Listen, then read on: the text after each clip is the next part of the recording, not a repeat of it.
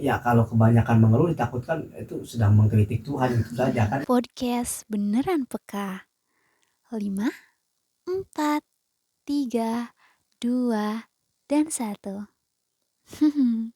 Kali ini membahas uang. Assalamualaikum Abah. Waalaikumsalam warahmatullahi wabarakatuh. Selamat malam. Ya malam juga. Kali ini kita akan membahas sesuatu yang dekat sama kita dan sering bersinggungan dengan kita. Dan kadang ada orang tuh ngerasa alergi membahas ini atau alergi bersinggungan dengan ini. Padahal kalau ditelusuri ternyata ini penting juga loh. Tapi terkadang terlupakan karena stigma-stigma tertentu di masyarakat gitu. Abah, kita akan bicara soal uang, duit atau angka. Nah, di benak Abah, uang itu gimana? Ya uang itu kalau menurut apa ya sebagai alat transaksi saja, sebagai alat kepercayaan saja. Jadi uang itu bisa dikatakan aset, bisa dikatakan mal. Apa pentingnya uang gitu? Kita apa namanya merenungi sejenak bahwa dalam hidup itu kita memerlukan kebutuhan-kebutuhan hidup. Nah, kebutuhan-kebutuhan hidup itu kalau dulu ada alat transaksi yang disebut dengan barter. Kalau sekarang kan alat transaksinya kan berupa uang dan berupa angka sebenarnya. Kalau sekarang, kalau uang itu berbentuk offline, kalau angka itu berbentuk jual beli yang sifatnya online. Jadi uang itu hanya alat transaksi saja. Uang itu perlu dicari ketika kebutuhan itu wajib adanya. Bahwa dalam kehidupan kebutuhan itu harus ada. Dan adanya kebutuhan itu salah satunya dibutuhkan alat transaksi. Maka alat transaksi itu pun menjadi sebuah keharusan. Jadi uang itu aset yang dimiliki seseorang sebagai alat transaksi. Untuk apa? Untuk kebutuhan-kebutuhan manusia, untuk keinginan-keinginan manusia dipakai berfungsi untuk sebagai alat transaksi saja.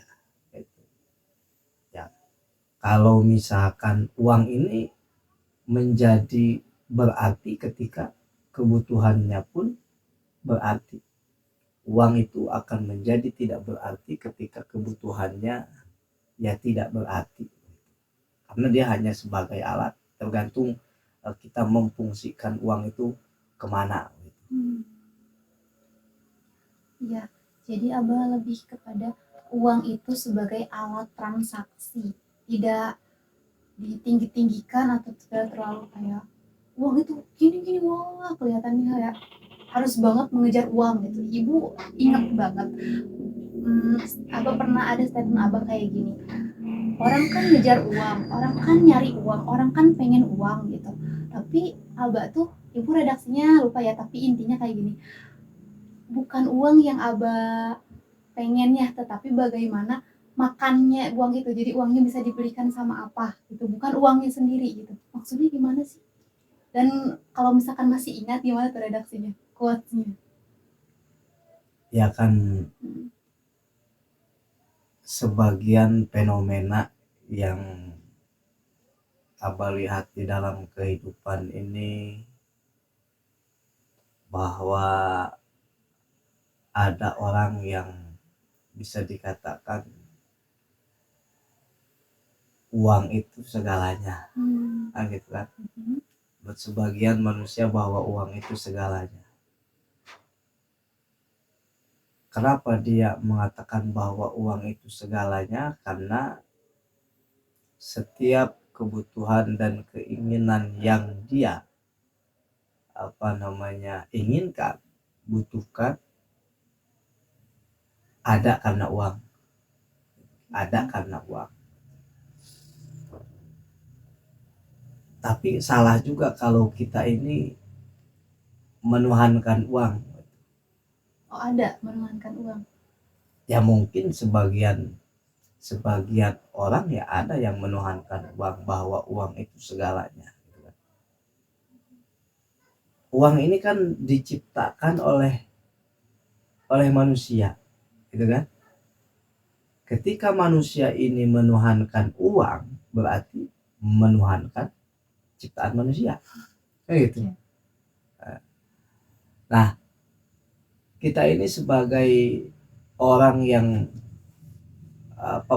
pernah hidup di dunia pesantren, bahwa uang itu ya bukan segalanya. Uang itu hanya alat untuk mencapai sebuah kebutuhan dan keinginan.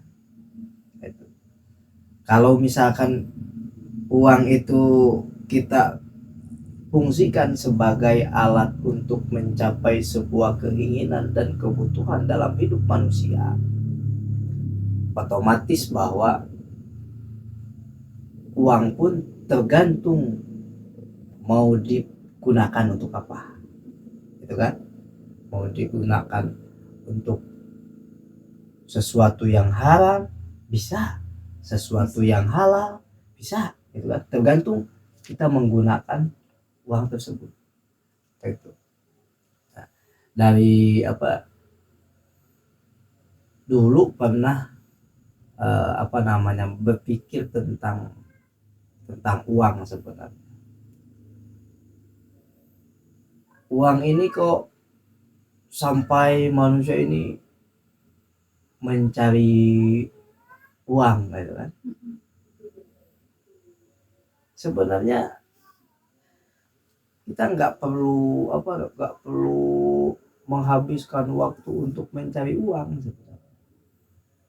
Karena uang itu bisa datang sendiri ketika kita memiliki cara untuk mendatangkannya, gitu kan. Memiliki cara untuk mendatangkannya, dan kedatangan uang itu pun harus halal, gitu. Harus baik, gitu. Mau dengan cara apa? Mau dengan cara berdagang, mau dengan cara bertani, mau dengan cara berkebun, mau dengan cara mengolah sumber daya alam di lingkungan sekitar kita, yaitu akan mendatangkan uang yang disebut dengan rezeki. Rezeki itu harus dicari, rezeki itu harus disambut. Gak bisa kita diam nanti juga rezeki datang, gitu kan, di arah yang tidak diduga-duga. Nah gitu kan.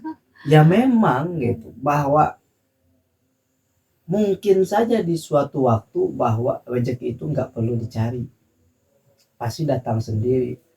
Tapi ketika misalkan di era di level abah saat ini, ya rezeki itu harus dicari. Kenapa harus dicari? Ya agar suatu saat rezeki pun nggak perlu dicari, biarkan dia datang sendiri, gitu. Jadi dalam doktrin ajaran santri itu ya, bahwa santri itu diharuskan untuk kasab, itu diharuskan untuk kasab. Jadi jangan memikirkan hasil, jangan memikirkan hasilnya begini. kita itu harus berproses melakukan kasab.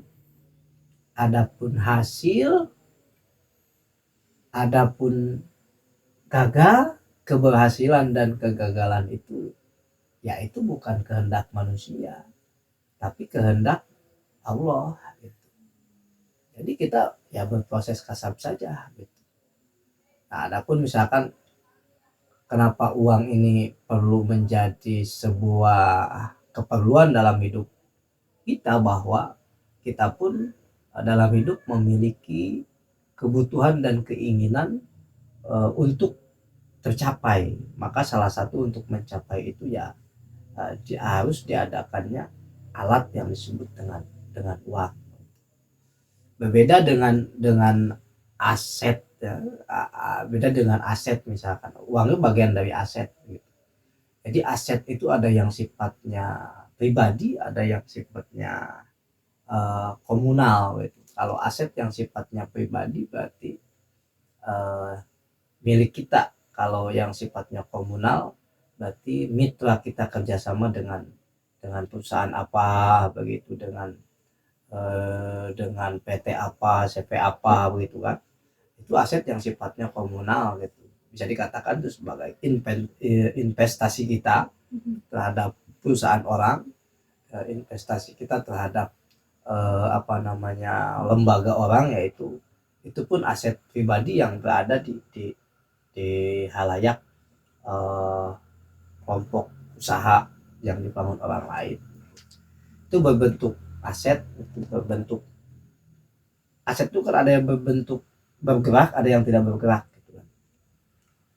Aset yang bergerak itu ya itu investasi kita gitu kan. Kemudian yang tidak bergerak ya yang bisa dikatakan tanah yang tidak dikelola ekonomi, ya itu aset yang tidak bergerak gitu. Kalau aset aktif ya berarti menghasilkan pendapatan. Kalau aset yang tidak aktif ya tidak menghasilkan pendapatan. Ya. Terus gimana sih, kan ada fenomena bukan hanya satu orang tapi banyak orang gitu, ketika mau, apalagi kita udah di penghujung tahun, mau masuk tahun baru, biasanya ada target-target tertentu gitu.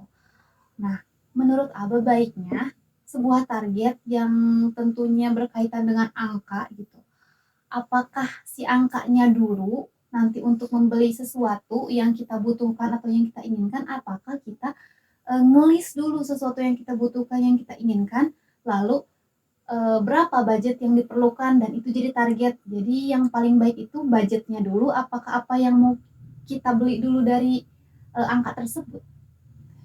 Setiap hari, setiap minggu, setiap bulan, bahkan setiap tahun itu semua manusia pasti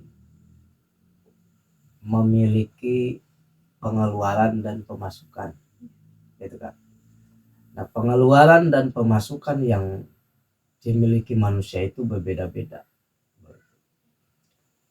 Ada orang yang mementingkan kebutuhan saja, kebutuhan yang penting tertutupi, terpenuhi kebutuhannya. Ada orang yang mementingkan dua, kebutuhan dan keinginan, agar keinginan dan kebutuhannya terpenuhi. Nah, jadi alokasi uang itu dalam setiap hari, setiap minggu, setiap bulan, setiap tahun itu harus jelas gitu. Ini pengeluaran untuk apa, lalu ini pemasukannya berapa gitu kan. Itu perlu dipastikan. Kalau misalkan itu enggak dipastikan, otomatis kita ini akan memiliki pengeluaran yang tidak teratur gitu kan. Misalkan nih pengeluarannya untuk kebutuhan pokok perdapuran, untuk pokok kebutuhan WC, untuk kebutuhan kamar, kebutuhan ruang tamu, kebutuhan yang tak terduga. Kemudian misalkan sekarang ada alokasi infak, alokasi sedekah, alokasi zakat, alokasi pajak begitu kan. Itu perlu diperhatikan begitu. Apalagi misalkan ada alokasi pembayaran anak sekolah gitu kan, jajan anak sekolah gitu kan. Kalau secara matematis terkadang matematika ini berbeda dengan pemberian rezeki yang diberikan oleh Tuhan.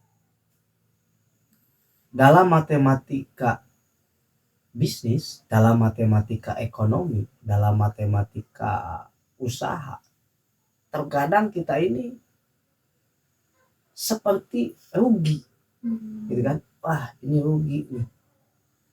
Padahal kita ini dalam hidup tidak pernah mendapatkan kerugian. Kenapa tidak pernah mendapatkan kerugian? Ya kita pikir saja secara logika nalar kita bahwa Tuhan telah memenuhi kebutuhan kita per hari, membutuhi kebutuhan kita per minggu, per bulan, per tahun. Tuhan penuhi kebutuhan kita. Apa yang gak pernah Tuhan penuhi kepada kita, selalu kita penuhi. Bahkan ada sisa, ditabung, disimpan, gitu kan? Yang salah dalam hidup kita itu karena kita tidak pernah mensyukuri nikmat yang diberikan Tuhan, baik sedikit ataupun banyak.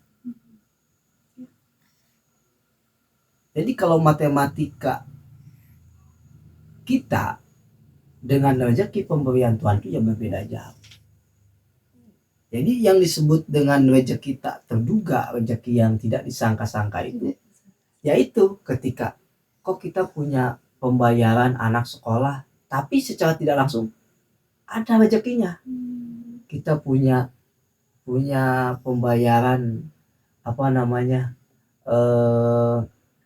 misalkan kebutuhan kita ada gitu kan. Lalu misalkan kita punya pembayaran berbagai macam pembayaran kan di setiap kebutuhan manusia itu, tapi Tuhan beri.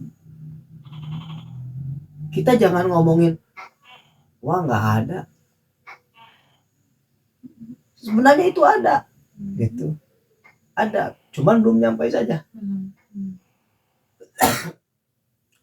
Jadi dalam hidup itu jangan mencoba untuk menggambarkan kita terlihat seperti orang yang belangsak. Kalau kita dalam hidup berdoa kepada Tuhan, ya harus menggambarkan kita sebagai hamba yang lemah. Tapi di hadapan manusia kita harus menggambarkan sebagai manusia yang kuat. Tidak menggambarkan kebelangsakan hidup. Karena jarang yang bisa nerima kebelangsakan itu ya. Karena sama-sama belangsak misalkan gitu. Ya kan sebenarnya hanya tinggal mensyukuri nikmat yang datang kepada kita. Kita ini mensyukuri nikmat yang datang kepada kita, baik besar ataupun kecil. Kita sudah bisa berbagi, kita sudah bisa infak, kita sudah bisa bersedekah. Itu sudah nikmat yang besar. Kita sudah bisa bayar pajak, kita sudah bisa zakat, itu nikmat yang besar. Apa yang harus kita perlu kesahkan? Gak ada. Terus ketika kita misalkan bisa ngasih jajan anak orang, kemudian kita bisa ngasih jajan anak istri itu sudah alhamdulillah. Itu mau berbentuk kesehatan, rezeki itu sehat itu rezeki, sehat itu rezeki, selamat itu rezeki, kelancaran itu rezeki. Jadi rezeki itu bukan berbentuk uang saja.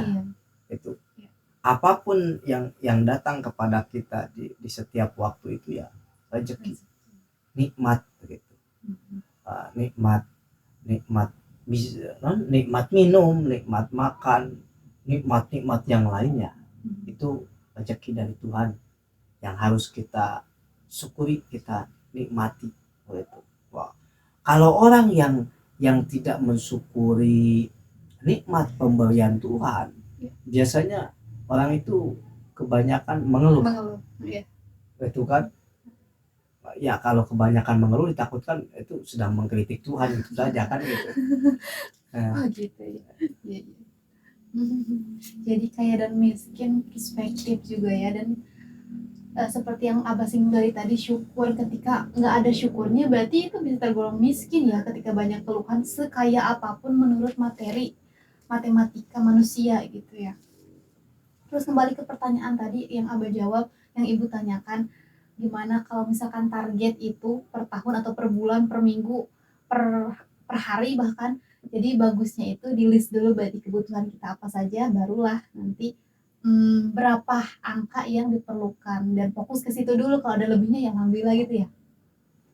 Ya kalau kita manusia yang berpikir gitu kan, apapun yang menjadi kebutuhan kita ya harus dicatat dan harus dipenuhi.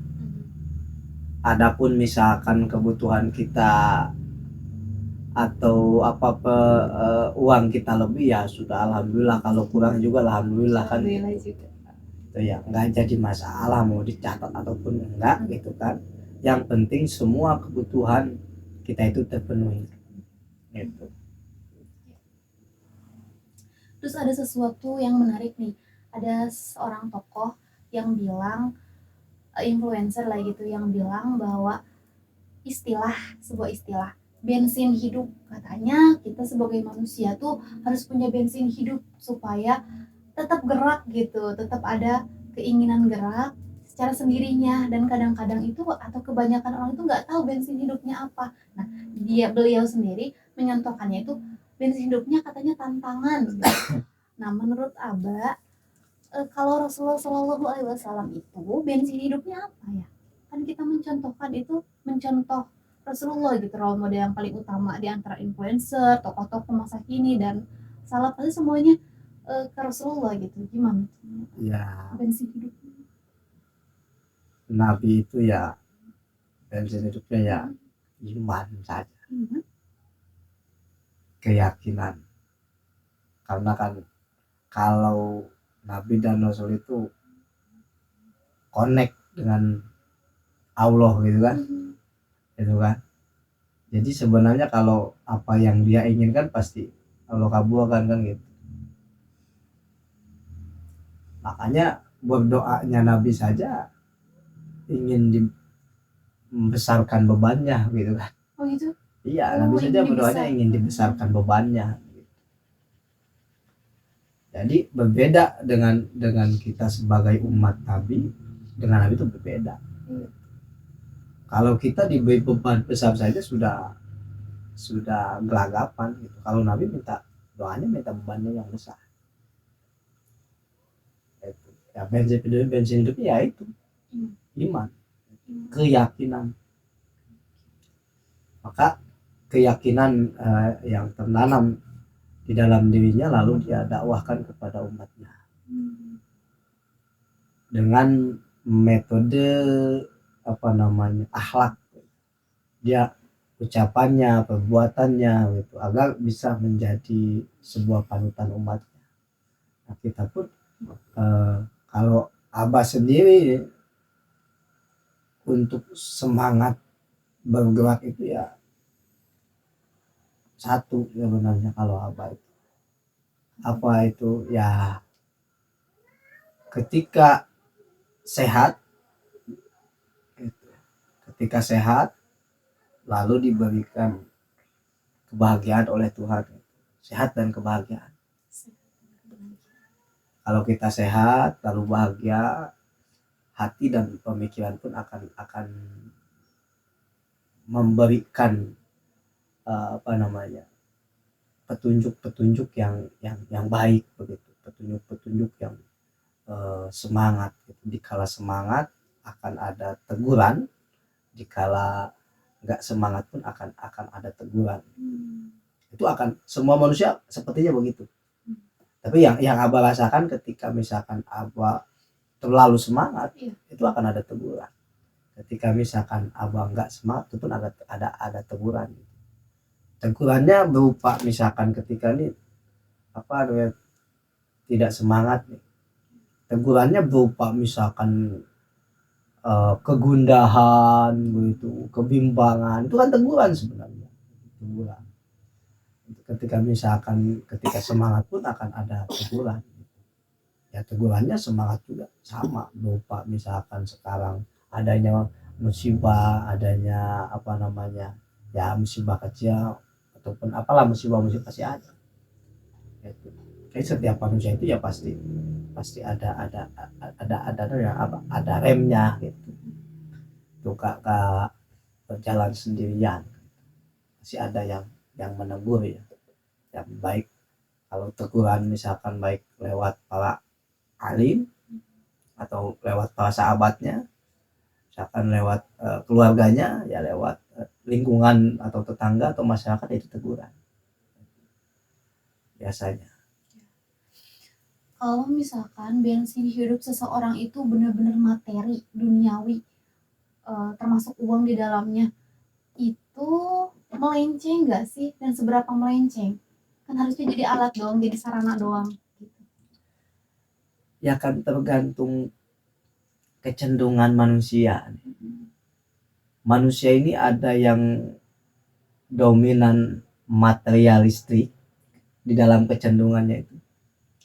Manusia itu ada yang dominan idealis, manusia itu ada yang dominan realistis, manusia itu ada yang dominan oportunis, manusia itu ada yang dominan pragmatis, manusia itu ada yang dominan intuitif, manusia itu ya tergantung ilmu, tergantung pemahaman yang ada pada dirinya, apa yang mendominasinya. Contoh misalkan si A ini kenapa dominasinya itu materialistik, mungkin sepanjang perjalanan hidupnya dia mendapatkan pengetahuan yang lingkungan yang realistis, yang materialistik. Jadi bahwa menganggap sesuatu itu materialistik ya tergantung kecenderungan orang tersebut. Gitu. Kalau kita misalkan melihat si B ini agak perasa, agak intuitif gitu kan, ya mungkin selama perjalanan hidupnya dan pengetahuan yang ada pada dirinya ya tentang rasa, tentang intuitif. Berarti bensin hidup seseorang itu kalau dari penjelasan Abah atau pemaparan Abah barusan itu tercipta secara alami gitu.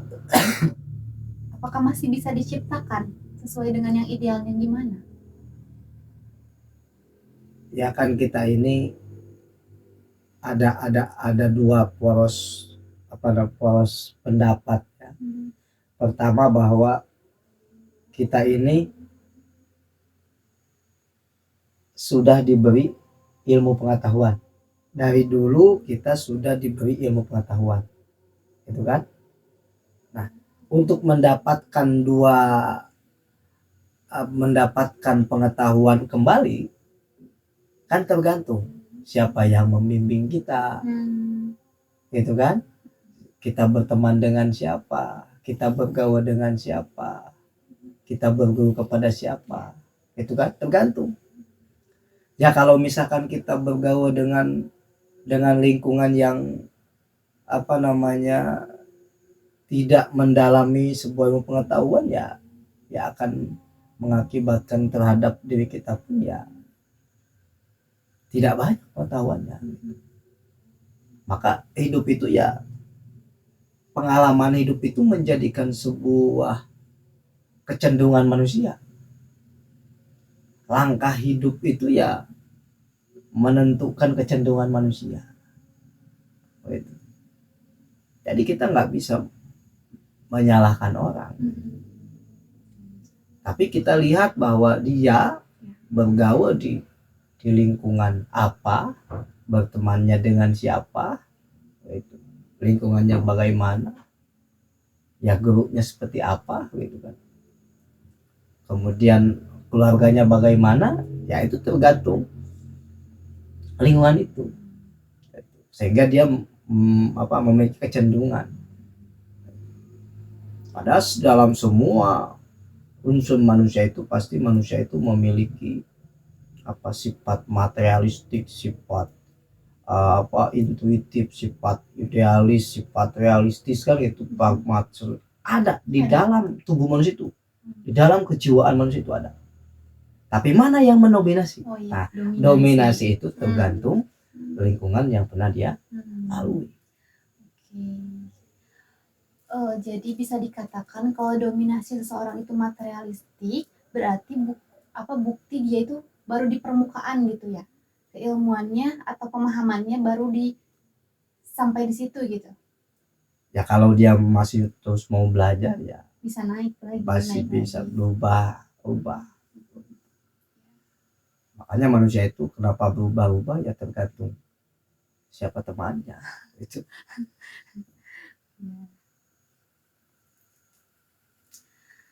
Angka sekarang ini Aba, tentang angka atau tentang uang ini kan bisa membeli sesuatu yang kita mau. Memang uang bukan segala-galanya kan katanya, tapi segala-galanya butuh uang kan gitu, banyak orang yang bilang gitu. Nah, cara kita membentengi supaya kita nggak meleset hanya kepada patokan yang barusan dan itu nggak tahu siapa yang bilang, itu gimana sih? Ya, angka uang itu kan diciptakan, dibuat oleh manusia, gitu kan. Ya, contoh misalkan rekening, akun aplikasi bla bla bla untuk alat transaksi, berbentuk uang apa enggak kan? Gitu kan. Lalu misalkan bahwa segala sesuatu yang kita beli butuh uang, gitu kan. Ya makanya tadi Abah katakan bahwa uang itu sebagai alat transaksi, gitu. Bahwa segala sesuatu yang kita butuhkan itu dibutuhkan atau tidak. Kalau nggak dibutuhkan, ya nggak perlu dibeli. Kalau dibutuhkan, ya dibeli. Jadi jangan sampai alokasi uang ini mubazir gitu. Karena 100-200 perak apapun uang yang kita miliki, terkesan kita ini sekarang tidak ada perhitungannya. Tapi suatu saat itu akan ada perhitungannya yang dikatakan sebagai hisab. Maka 100-200 perak uang yang kita miliki harus jelas alokasinya, harus benar alokasinya. Yaitu kita membeli sesuatu, kita memiliki sesuatu itu yang dibutuhkan. Kalau nggak dibutuhkan, ya jangan, karena akan menjadi sebuah yang wajib. Kira-kira itu antara sesuatu yang kita butuhkan dan yang nggak butuhkan, sesuatu yang harus dibeli, yang nggak harus dibeli. Terus ketika kita memperlakukan uang itu, apakah hanya untuk kepada diri kita dulu aja, ataukah kita dari sesuatu yang besar dulu, kayak misalkan negara kita seperti ini, terus lingkungan kita seperti ini, keluarga kita seperti ini, kita seperti ini, apakah dari kitanya dulu, baru keluarga, ke lingkungan, dan ke negara, atau segala macamnya gitu. Kita belajar memanajemen apapun ya harus dari sekup keluarga. Harus dari keluarga dulu. Belajar memanajemen, belajar memimpin, belajar apapun kita harus dari keluarga. Agar ketika kita berada pada ruang yang besar, seperti ruang kemasyarakatan, ruang bernegara, itu kan skupnya besar. Kalau skupnya besar berarti kita ini ya harus lebih besar dalam berpikir, dalam menyelesaikan beban dan tanggung jawab, harus lebih besar. Karena di dalam bernegara itu tanggung jawabnya lebih besar, amanahnya lebih besar. Ya di dalam berkeluarga pun ya amanahnya lebih besar, karena ada setiap manusia hidup ya ada pertanggungjawabannya. Berkeluarga ada pertanggungjawabannya, bernegara pun ada pertanggungjawabannya. Ya kita pun beragama ya ada pertanggungjawaban. Enggak apa namanya, enggak semua enggak bisa dikatakan bebas dari pertanggungjawaban, semua ada pertanggungjawaban.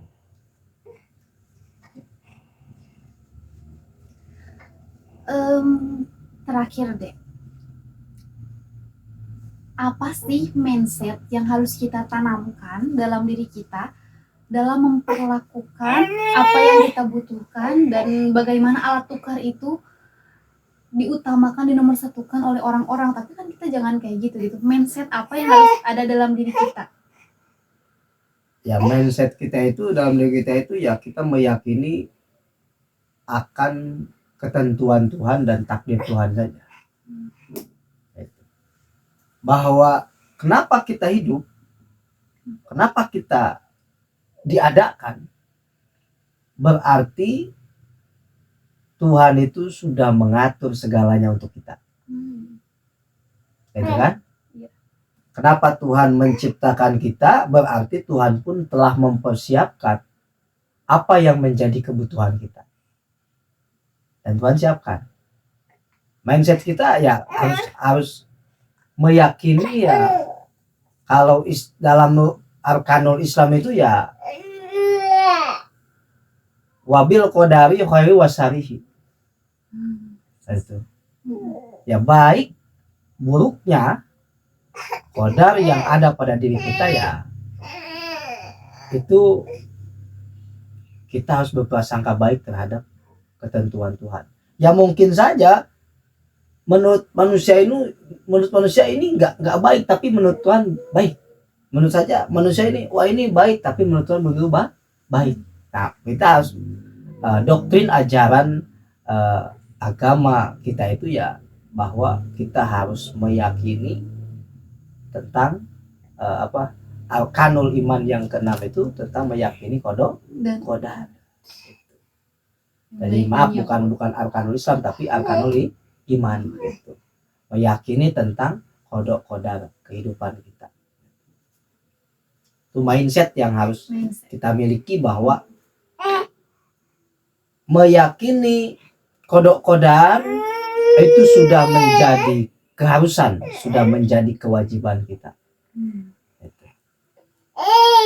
Dan kita hanya tinggal berproses sebaik mungkin ya menurut Abah. Kita berproses sebaik mungkin dalam hidup, yang tidak keluar dari hududullah wa hududun nas, dari batasan-batasan Tuhan dan batasan-batasan manusia.